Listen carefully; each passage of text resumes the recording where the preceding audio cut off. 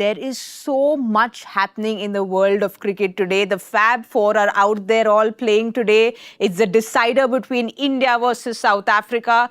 There has been so much discussion, debate, questioning around this bilateral that I had to ask the kind people at Cricbuzz to please let me come to the studio and ask all my questions. So I've got Joyda and Zach with me in the studio, and I'm going to be nagging you all with all my questions. Zach, Joyda, that's one reason I'm here. The second reason I'm here is because Manish said that we as fans do everything we can. You know, Zach, you've been there, done that for India, but we as fans feel, nahi, we are sitting, our superstitions are making India win or lose. And we feel now we need these superstitions for the toss, because if India loses the toss today, it's going to be one in what, 2 million. 2 lakh? Yes, 2 million. 2 million. So Manish said that we need to change things around a little bit. Joyda has been tracking the toss record very keen. It's unbelievable. All the numbers. Yes. I did a degree in mathematics, 1 into 1 million last, and we lost it. I couldn't believe it. 20 tosses in a row, 21 in a row. All right, I have to tell you all that Lady Luck has helped. We've done something which has just not happened for 20 games in a row. India has finally won the toss. I want to see a picture of KL Rahul's face right now. I just have to see a picture of his face and Gautam Gambhir's face. My big question is, and I think the TV cameras need to solve this for us, is Gautam Gambhir smiling now? I mean, it's difficult to get a smile out of him. Is he smiling now? Well, that question we will see, Joyda, because we know we don't see that smile too often, but I know Rahul will have that nice warm smile on his face. Zach, a very important toss to win. Of course, India will have that advantage of the toss going in today. How important is today's toss? Well, it depends. If they're bowling first, yes, I think. Yes, of course, they are bowling They're first. not bowling first. Yeah. Imagine winning the toss and then saying, okay, we are batting again. But yes, dew has been a factor. You know, there is no doubt about it. The conditions have been challenging for bowlers. If you're bowling second, that was very evident. You've seen with towels being out, you know, people trying to make sure that the ball is dry enough, but wasn't easy. So I think, you know, from that point of view, to bowl first will definitely have that advantage. Also depends on what kind of change India has made. You know, whether they've gone in with a cushion in Nitish Reddy for this particular game. You still have 2 spinners, so you can still take advantage. You got 20 overs of spin if that is the case, and that is the change. Otherwise, you'll have 3 spinners and then 3 seamers. You know, so the balance is right. Bowling first, I think they'll be very happy that the decider, important game, one thing is gone in your favor. You can take advantage of that. Well, Joyda, you know, it's not just whether Gautam Gambhir is smiling or not. There's one man who's smiling a lot. That's Murli Karthik, because he was at the toss and KL Rahul told him that you should do a few more tosses. So I can tell you all that Karthik will watch our show and say it wasn't the Lady Luck, it was me doing the toss. Karthik taking credit when it's due or not due is not the question. That's where have you heard that And in before? that he'll also rub in, of course, how he had won some prediction game 7 years Yeah, ago. then he'll come back to, you know, this is the list and I was in the first, and, you know, Simon Dool cheated to get ahead of me and all that. Pura kahani nikal aayega. But I'll tell you, I have a genuine suggestion. Yes. If you are having bilateral tournaments, either 3-match or 5-match bilateral tournaments, if you're playing day-night matches, toss is a huge factor, because in grounds like this, it's a 30 to 40% difference. 35-40 runs this way, that way go. So my point is, if you have a team which has won the first day's toss, the second day's toss, give it to the other team. If it's 3 matches, let the third day be a toss again, whoever wins, wins. But I'm saying if it's a 5-match series, you win one toss, the next toss goes to the next guy, the next. So at least there's an opportunity that everyone gets it. Otherwise, today, if what happened to India, you keep losing. India could have been 2-0 down in the series. Yes. And the fact that they won the first match was because they just scored so many runs that they couldn't get caught up. And that's really unfair. I mean, the last match, you could see the bowlers couldn't grip the ball at all. So if we make a rule like that, because it's okay for Lady Luck to play a part in a tournament, but Lady Luck cannot play the predominant part in the tournament. And I think that's what's happening nowadays. Because the last match that we saw, it was just ridiculous, the evening match. Well, that's what KL Rahul said at the toss. He said that they practiced last night. It wasn't as bad as Ranchi and Raipur. Zach, you've played there. We know it is a coastal town. So does it get really bad, or it depends on the season, on the day? Well, I think no one can really predict. You know, there are a lot of theories which go around in dealing with the dew factor. there's some technical things also being tried, in terms of using some chemicals on the ground to make sure that, the dew is restricted or delayed or the impact of that is less. But you really don't have control over that. I think, what Joyda was trying to make a point about, how can you balance things out? But the challenge is it's only in the subcontinent conditions, Exactly. right? And that, Yeah, that you makes have to it do it here, difficult absolutely, to make it a binding law. You're right. binding law for Fair point. for everyone. But you got to find a way. You've seen that teams have planned, if you are say batting first, then you got to maybe not look at the power score, but also think about the dew factor, Yes. and then go above par. You also have the option of bowling with wet balls, which we've seen, getting bowlers ready mentally, because you can't lose the battle in your head, right? Like you can't just blame it on the conditions. So you, if the toss is not gone in your favor and you're bowling second, then you just got to figure out and find a way of still making that impact. You've seen Indian team do that in the first game. Second game wasn't the case. But when things don't go your way, you can't just blame conditions as the main reason for that. Here the toss has gone in your favor. You still got to go and play good cricket to win games of cricket, and I think that's what they should be focused on. Well, they will be focused on that, Zach. And when we talk about India and India's playing 11, there are always question marks nowadays with what that playing 11 is going to be. We will have a look at that, but everyone expected Washington Sundar to go out, maybe Nitish to come in. Washington Sundar has gone out, but Nitish has not come in. Tilak Verma is into the playing 11, and there is no Nitish there.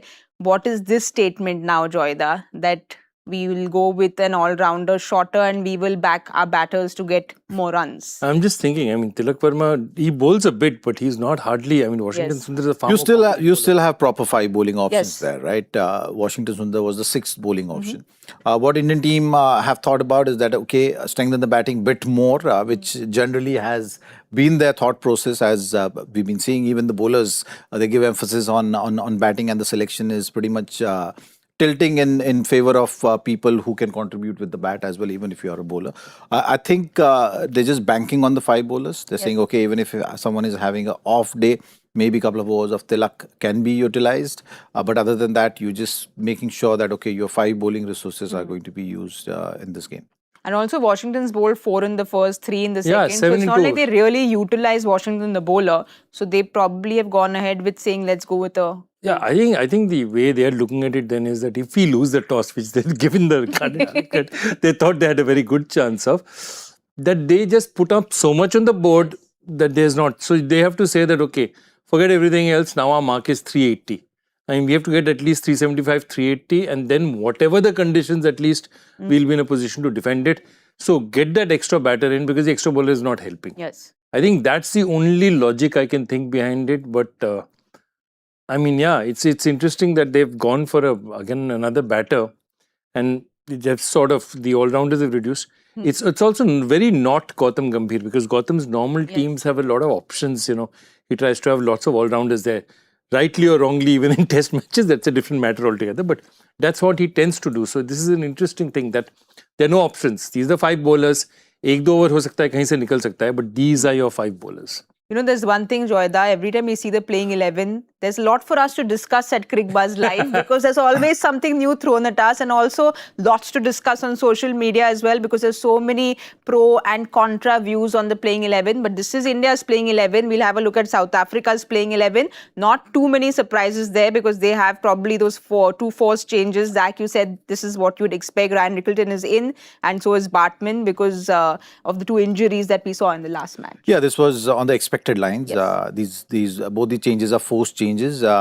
Whether they will be forced to make another change in Markram going down the order, That's what I was that we have to thinking, wait and see. I think that one change they shouldn't, because someone who scored 100 in the previous innings, opening the innings, I don't see him going in the middle order. So I think Markram and Quinton will open. Rickelton maybe will be slotted either in at number 3, where Bavuma batted, or at number 4. That's something which we'll have to wait and see how they look at it. It will be challenging for Rickleton for sure because he's predominantly a very Quinton de Kock style of a batter. But because both of them are similar style, someone will have to do the tough job. And I think in this case, looking at the consistency in selection, I think the opening pair will remain as is, and Rickleton will be slotted in the middle order. Well, we'll see what happens with their batting order, but there's someone who I want to talk about at the top of our batting order, Joyda. Yashasvi Jaiswal, a phenomenal talent. We've seen what he's done. We've seen how attacking he can be. We've seen how he gets those big knocks, big innings. But in the last 6 innings, 5 times he's gotten out to left armers. Do you think there is some technical thing there? Do you think it's psychological? Do you think it's reading into too much social media, listening into what's happening, what people are talking about? I think it's a combination of a lot of things. I think also with Yashasvi now, what's happened is the honeymoon is over. Young player, young talent. Now he's got 2.5 years. He's been playing. You can no longer call him just an emerging talent. He's experienced. He's played in conditions. He's scored abroad. He's done well. So I think he now is mature enough. He has to now work out if there's a technical deficiency out there. And he has to work on it. I'm sure he's a very hardworking kid. And he's like a sponge, they say, in the dressing room. He absorbs what everyone else says. So I think he has to, and I think he can no longer say that this is a young kid, okay, he's taking a few chances. Wo din chale gaye. Now Vaibhav Suryavanshi and Ayush Matre are the kids, okay? You are like almost a senior statesman compared to them. So you have to look at the way you play your game, and I think he has enough people there in that dressing room to talk to. I mean, there's Virat Kohli, who's really had his own struggles outside the off stump to the right-handed bowlers and to the left-handers angling it across. You've got somebody like Rohit Sharma who rediscovered the way he batted post the 22 World Cup. So he's got some fantastic guys. He's got those people out there. If he wants to talk to them, they're all there. I think he's just got to talk. He's got enough technical. Shitangshu Kotak is there. Tendushkar is there. He's just got to work with them. And it's something that if he thinks that he's got an issue, there are enough resources now in that Indian team to help him through it. Well, Zach, he's played 34 innings and he's got 16 innings he's got out to left armers. Of course, you will be smiling as a left armer there because clearly there is something that the left armers are seeing. What do you think it is that Jaiswal is doing technically where the left armers are picking this up very quickly? Well, it's just a general thing, isn't it? Like the left armers create that awkward angle for sure. As a left-hand batter, you're used to playing the right-handers. You'll see a lot of the lefty batters, they have very similar style, isn't it? You have a lovely cover drive. You have those shots off the back foot, which goes through the point and gully region. Jaiswal is also no exception. He gets into some good position with the left armers angle and the corridor of uncertainty. It's challenging for any batter. It's just about getting in those positions, getting those finer adjustments. Maybe something can be worked out. It's not a very hard thing to achieve. The bowlers are always going to challenge you in those areas. When your rhythm is not there, you are going to succumb to that. So I think, the dismissals have come in those fashions. Like you look at the last dismissal as well, is looking to take the left armour on with a short pitch delivery. You backing your shot, you felt instinctively that you are there, but you got out. I think the first ODI, the dismissal is a standard, a good delivery which has gotten you out, challenged you enough to maintain your positions. You're not able to do that and you've gotten out. So I think there's not too much to look into. Jaiswal is a naturally aggressive attacking player. So in the shot making, you will get dismissed. The left armer's angle maybe, is something which you have to figure out your rhythm and ways to tackle that. Well, your angle really troubled Graham Smith a lot. We know that. Yeah. But like Joyda was saying, he is this youngster. He's got a lot of people around him. Someone like a Virat who's been there, done that for so many years now. Your younger years, if you were struggling, would you go to a senior, ask for technical advice, or was it always maybe a coach that you went to? How did you go about things? Well, I think for me, one thing has stayed consistent is talking about the game. You learn through various experiences. You learn, and it's just about like, okay, these conditions, I try to do this, or what is the right option to do. It's not big adjustments, right? Like, for a bowler also, when you're bowling in Australian conditions or you're bowling in English conditions, it's a difference of maybe a meter and a half, right? So your three-quarter length, which you talk about for a bowler, that stays constant, and then you work from there. That's your stock delivery, and then you say, okay, based on conditions, how you're going to approach it. So So I think more the discussions about the game, more the discussions about the situations, and what we speak about experience, they're no different things, right? Yes. Either you learn through experiences, you want to fast track that process, have more discussions. I think, there's no exception to that. So when you say that the atmosphere in the dressing room is healthy, and you're seeing all those players backing each other, one thing stands out, I think, is that the cricketing discussions are more. People are spending more time with each other. They're talking about different situations. They're talking about achieving the goals. Then the process strengthens, and you see better results as well. Also, you see that group, there's Ashish would come before, but then he came back in his time. Ajit, I think all of you were also very close. You've remained close in that sense, and the friendship will make a difference. When you're on tours as well, you go out for dinners and stuff. Invariably, you end up talking about cricket, yeah, exactly. So you can talk about all the other things and then come back to the game. Or maybe what you're trying to do in practices, or what happened in the previous game, which as a team we should have done differently, or as an individual you faltered. So I think it's just a process which goes naturally. Well, I remember UV telling this to me, that the first time he sat with Master in the bus, he was so scared he wanted to sit behind because of the seniority. With someone like Jaiswal, we are seeing how Virat and he have a complete comfort level, because we could see Virat tease him in that Tere Naam, the hairstyle and all that happening. So clearly that comfort's there for Jaiswal to go to someone like a Virat and chat. Yeah, and I think times have also changed a bit, times have changed a bit. I mean, there's so much more social media. So you see the sides of cricketers and all that you don't see before.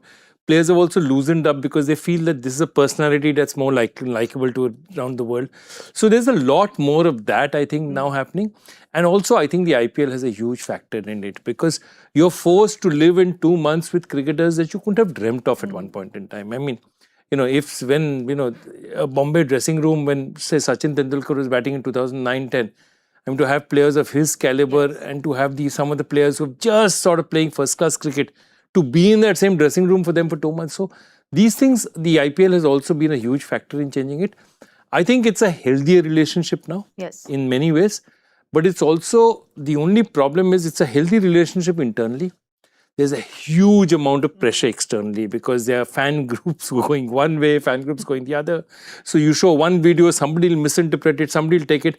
So I think it's very important, almost like you had in the COVID times, teams, when they're playing tournaments, to have a sort of bubble within which they exist for that period itself. Because otherwise, social media can be very destructive mentally to anyone who's sitting inside it, You're talking about that bubble and, having a calm in that bubble.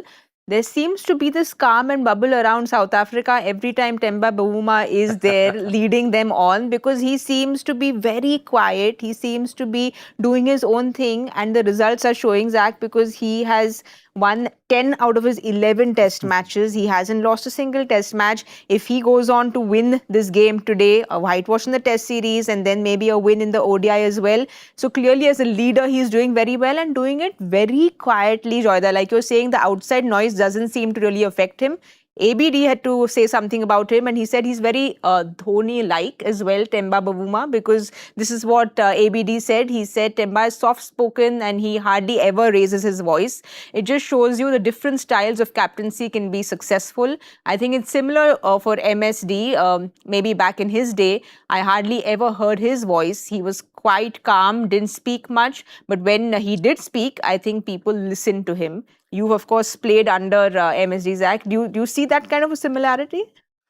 Well, I mean, MS has been MS, isn't it? Like, he would think about the game. He would have his strategies cut out. He would communicate when he has to communicate. So that is something which has been very consistent with him. I think what you're seeing with South Africa as well is that consistency in approach. It's about having a vision, and I think not just the captain you're talking about here, but from the board side also, I think they've made some good, consistent choices, and I think that is something which has helped. You have a challenge of selecting a team based on certain things, certain parameters which are mandatory in South African cricket. Yes. So they have achieved that flexibility in that. And those results are showing. You also have got good set of players which have been playing together consistently. So that also makes a huge difference. And then you need a leader. So, I think Temba in that scenario fits in perfectly to have that follow-up of all those processes which you're talking about being implemented. So that's what we are seeing here. Yes. Results obviously help. Playing T20 finals, winning a Test championship is something which has been special for them. And now playing against a team like India and winning a Test series here, following it up with now leading into a series decider in ODIs.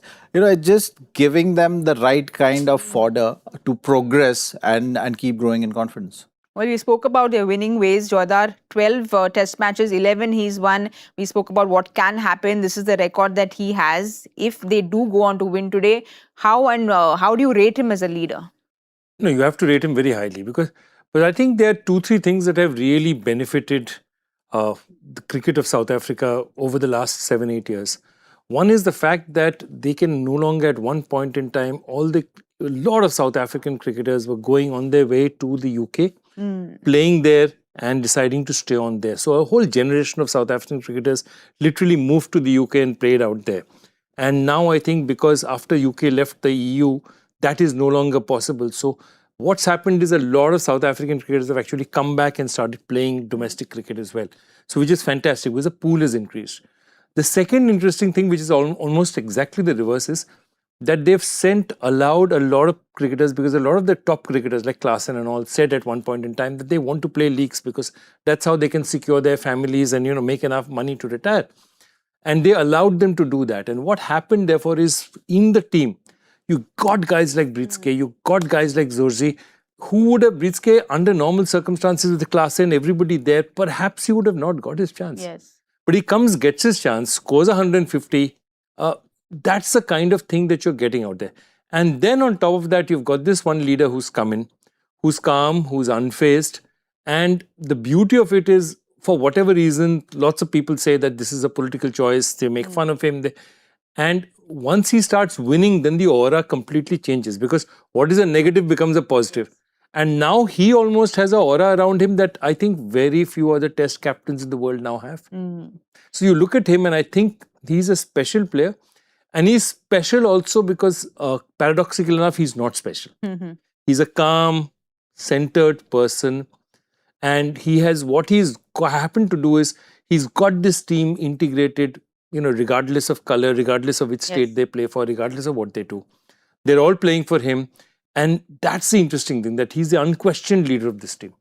Well, unfortunately for them, they lost the toss today. India finally have won the toss and they have decided to bowl first. We just quickly have a look at India's playing 11, because there are always some surprising changes there. The change is that Tilak Verma is playing for Washington Sundar today. But in that playing 11, we see 5 proper bowlers there, Zach. But is that going to put that added pressure, responsibility on Arshdeep Singh? I think all the bowlers need to stack up overs together nicely. That is something which sometimes it simplifies for the captain also, that he's also walking in with the mindset that, okay, these are my resources. I have to now, whatever tactical changes you want to do, you got to do it within this. Correct. And I think the most interesting thing out of this playing 11, what I liked was Prasidh Krishna being backed.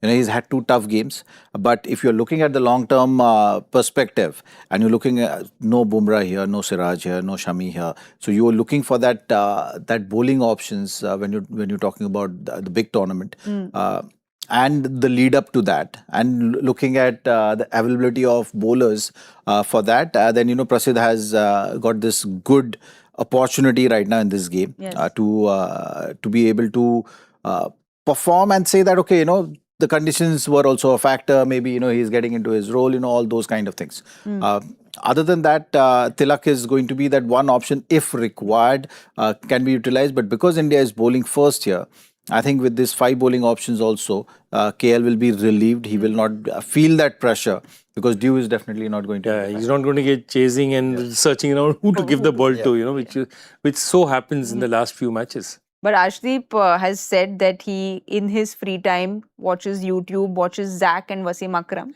because he wants to see how you all used to bowl those Yorkers. And he's done that very well in T20 cricket. We know that he was ranked number 1. He's a fine T20 bowler. We've seen that he's very good in ODIs as well. Joyda, if we see his numbers, his economy, I think, is some 5.5. We see the numbers are also very good with the new ball, in the death as well. Does he deserve many more outings, Arshdeep Singh? I totally believe it. I actually believe after seeing him in these last 2 matches, Zach will have a much better idea. That I feel he's been unlucky. He's bowled much better than even his, he has created much more wicket-taking opportunities than he's actually got. And sometimes it just happens.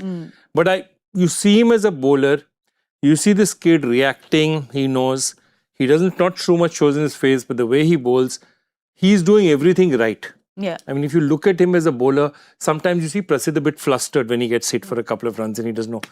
Arshdeep is a far more calmer player. I think he does everything right. If luck goes his way, I am genuinely feel Arshdeep should be one of the certainties. Definitely for the T20 World Cup, but I think he definitely has a very, very good chance, though it's 2 years away, of playing the ODI World Cup as well. I think he's a fantastic bowler. You all are both talking about the future, because you said as well that you're happy they backed Prasidh. You're saying looking into the ODI World Cup, he has a prospect. As a fan, I know there's been lots of these questions asked, but if you had to go with your top 5 bowlers for the ODI World Cup, Zach, there is the Mohammad Siraj, who for some reason seems to have just become a one-format player. I don't know how and when that happened, because he was not picked for the Champions Trophy. Yes, he played in Australia that one game, but he's not consistently being picked in the ODI squad. There is a Mohammad Shami who is going on bowling in domestic cricket, saying that, guys, I'm still here and I want to play. I know that there are only 11 players that can play for India in that playing 11, but who would those top 5 bowlers be for you? Look, when you're talking about the World Cup, it's going to be played in South Africa, right? So you got to keep the conditions in mind. Fast bowlers, you will definitely go in with 3 seamers, right? Now, when you're looking at an all-rounder option, how you're looking at stacking up your playing 11 is going to matter as well. Yes. So, to me, the all-rounder bit of it has to be your 4th bowling option. So the 4th seamer bowling option is going to be, say, Hardik or Nitish or Shivam Dube, all those kind of cricketers you can look at filling that role.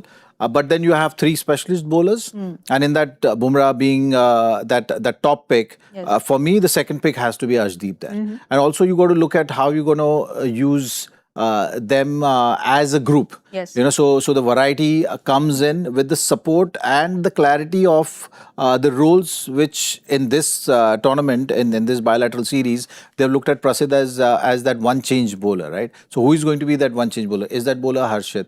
Is that bowler Siraj? Is that bowler Shami?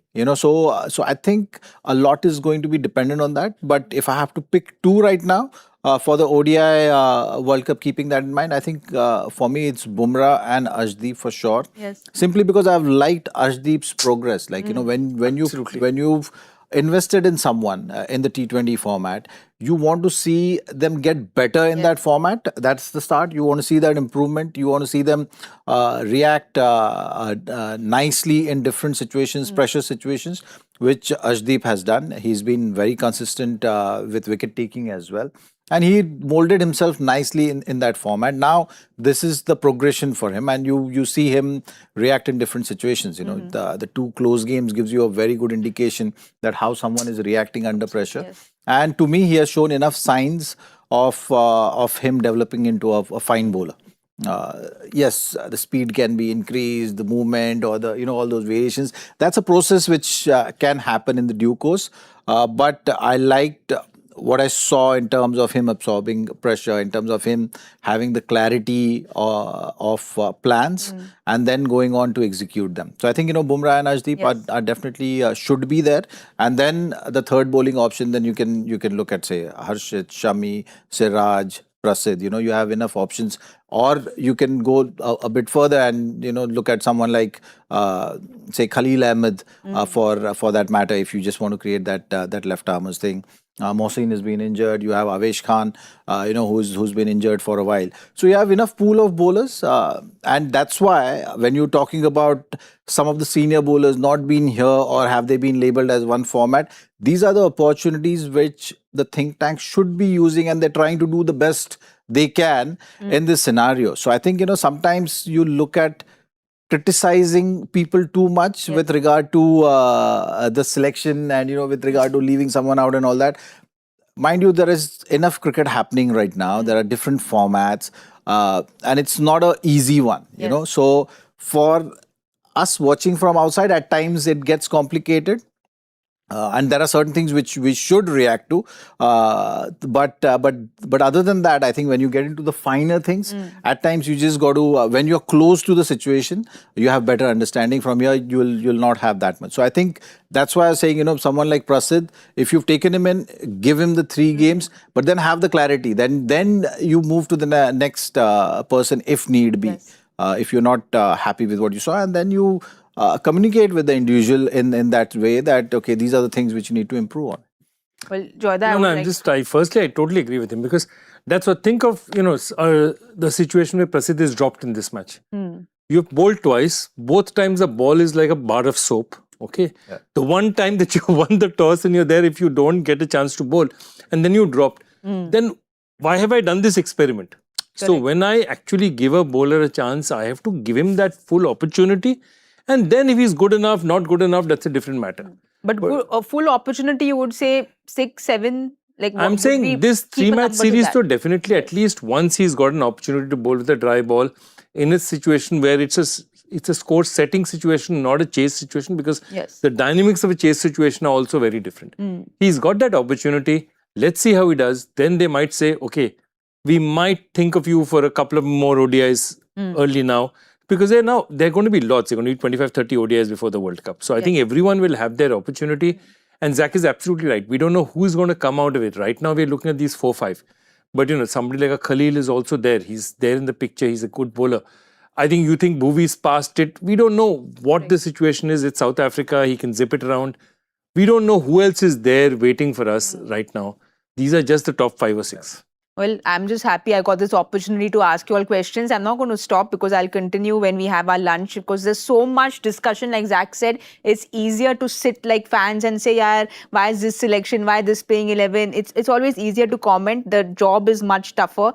And what is also very tough is answering your questions, Joyda. So please, you said it's an interesting one today. Yeah, it's a fun one. Let's have a look at the joy factor question of the day. What first seen during an Ashes test match in 75, I'll say August 75, I think, was averted on the 3rd ball of the 65th over in the first innings of the ongoing Ashes test. So something was averted on the 3rd ball of the 65th over of this test match. First innings. That means England batting. I don't know why he said you would have an answer. No, but but it's a fun question. All I'm saying, it's a fun question. When you hear the answer, you'll smile. Oh, we only can smile because we don't have the answers. So I think we'll do our predictions quickly. Yep. Zach, your predictions for today? I think 300. Sounds modest. 300, small ground, no? Smallest crowd, yeah. I think the Indian bowlers will be so relieved bowling with a dry ball. 284. Okay, 300, 284. I'm going to go with 316. Because I just feel it's a small ground. None of us won anything the last 2 matches, so it's a lot of pressure on you. It's been a high-scoring series. Yes. It's been a high-scoring series. But today we won the toss. That's what's changed. Forget the prediction games. India has won the toss. Today they will be bowling first. We will come back in the com box with all our updates. So do join us there. Thank you so much for watching Cricbuzz Live.